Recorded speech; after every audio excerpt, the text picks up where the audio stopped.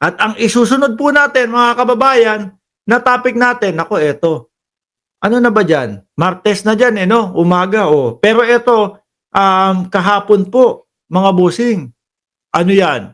Naku, si Bato po nawawala na. Naku, Mark Ramos, totoo ba 'yan? Si Bato nawawala, totoo ho mga boss, 'no? Sakto naman nung pagkakita kay Bato, si Bato nawawala na ho. Nawawala na ho si Bato sa top 12. Diyos ko po, ang sakit sa dibdib ni Bato de la Rosa nito at doon sa mga DDS, mga bossing. Senatorial preference, nako, kapag ka ho, yung kay, kanino ba yon, yung Archlight, kay ano, kay, nakakita mo, unti-unti na nating nakakalimutan si ano, si, yung nakakulong ngayon, si Buloy. Oh, unti-unti na nating nakakalimutan.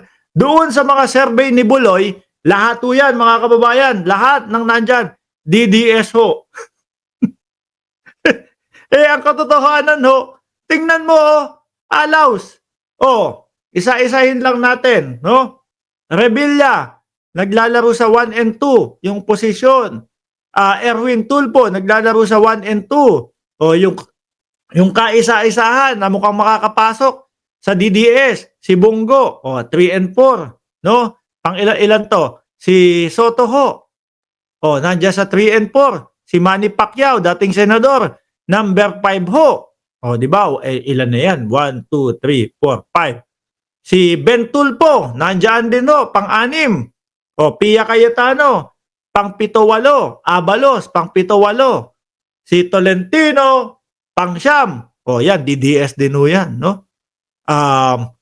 Alam natin na tumalon ho yan doon sa administrasyon, pero hindi ko boboto yan. Alam ko na ho kapag ano, ako ho hindi ko iboboto yan.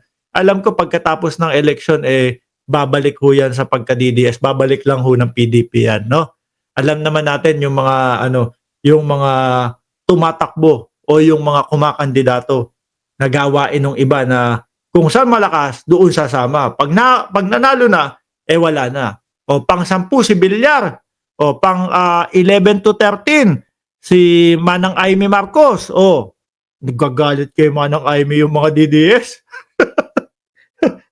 Si Maharlika, narinig ko.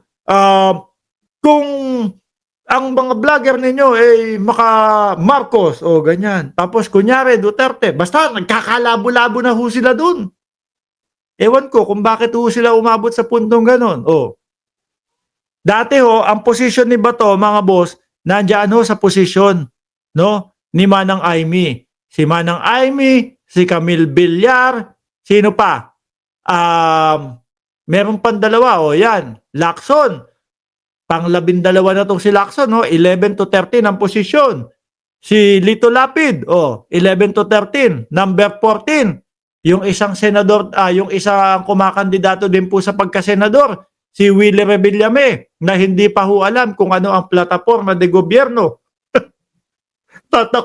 Tatakbo senador. Ano po ang plataforma ninyo? Wag muna natin pag-usapan yun. Pag-usapan muna natin kung paano manalo. Saka na tayo magkaroon ng plataforma de gobyerno. Sabi ko, first time kong nakarinig ng ganong senador at tumatakbong pagka-senador. Ano? Yung iba, eto po ang gagawin ko. May salaysay na ho no? May salaysay na mga kababayan. Yung kay Willie Revillame, saka na yun. No? Saka na natin pag-aralan. Pag nanalo muna. Pag hindi nanalo, walang plataforma. At yung idol po ng mga DDS, mga kababayan, pang-15 na po. Yan na. Wala na. Nasa 15-16 na ho, mga bossing si Tobats. Wala na sa nung isang araw ho, mga bossing, posisyon ni Bato de la Rosa, mga kababayan, naglalaro sa 12 hanggang 15. Ngayon po, 15-16 na lang. Alam niyo po, alam ni Bato de la Rosa yan no? Alam ni Bato de la Rosa yan, mga boss, na mahina na po yung kandidatura niya. Bakit? Lalabas ba naman sa bunganga niya na kung matalo ko Uwi na lang akong Davao, magtanim ako ng kamote do'n. Oh, 'di ho ba? Kasi kung ikaw tumatakbo, 'di ba 'di ba Liv Morgan, kung ikaw tumatakbo at alam mong numero 1 ka, hindi papasok sa isip mo yung magtanim ng kamote. Eh, bilang ho, basa niya na ang mamamayang Pilipino, na olat siya at hindi makakapasok, ayan, nagpapaawa ho, "Eh, uwi na lang ako sa Davao, magtanim ng kamote." Sabi ni Mesias Silagan, "Ramos, manalo 'yan si Bato kasi 70% ng mga Pilipino nakagusto sa laban kontra droga at tegihan kasi ngayon nagbalikan ang adik, tulis, snatch sa buong Pilipinas." Oy, totoo ba? Ba't wala naman kaming nababalitaan? Ang nababalitaan namin malalaking mga, tulak ang nakukuha, nahuhuli. Oh, mali ka naman diyan. 70% sabi niya, 70% ng mga Pilipino gusto ng laban kontra drogas. Sasabihin ko sa iyo mga 90% ng Pilipino ang gusto sa laban kontra droga. Pero hindi yung pamamaraan na ginawa nila Bato de la Rosa. Ako, gusto ko yung laban kontra droga. Gusto ko maubos ang ipinagbabawal na gamot sa Pilipinas. Pero hindi yung pamamaraan na ginamit nila Bato, Pic. O, di ba? Yung kay Bato, Pic, sumusuko na. Ang gagawin pa din nila, pagbubuyuhin naman laban. Ako ho, isang Katoliko. At sinasabi po sa 10 utos ng Diyos, bawal tumegi ng tao. Di ba? Sinasabi po sa 10 utos ng Diyos, bawal tumegi ng tao.